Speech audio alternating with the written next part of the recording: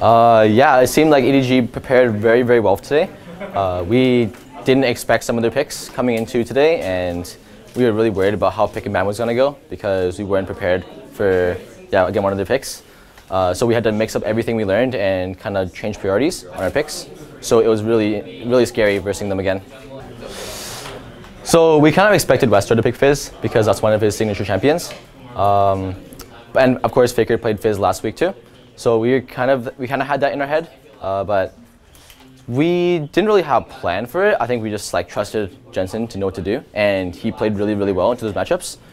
Especially against Westor, he got a really big lead, and we got snowballing across the map. So I think that my team just knows how to play well against assassins in general. I can say for certain I want to avoid Longshu. They've seemed like they're really, really strong, and I see weaknesses in both all the other teams. There's some in Longshu as well, but overall they seem like the most dominant team out of the three that we can verse. So definitely I would like to avoid Longshu and verse WE and RNG. I mean, yeah, of course, according to hot records, we definitely had bad performances in week 2.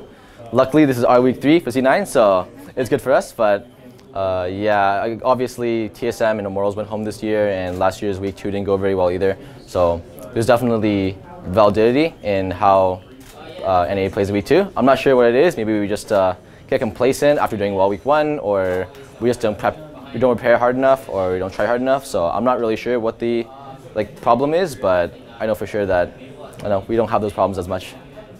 Out of all the players I've versed so far in Worlds, I think the hardest people to verse as of now would probably be either EDG's bot lane or RNG's bot lane. They both gave me trouble in practice, and even on stage today, you've seen how dominant they've been. They were doing really well against SKT, but SKT won, of course. But yeah, I mean, those two bot lanes are just very, very strong, and I hope that I can avoid them in the future if I can.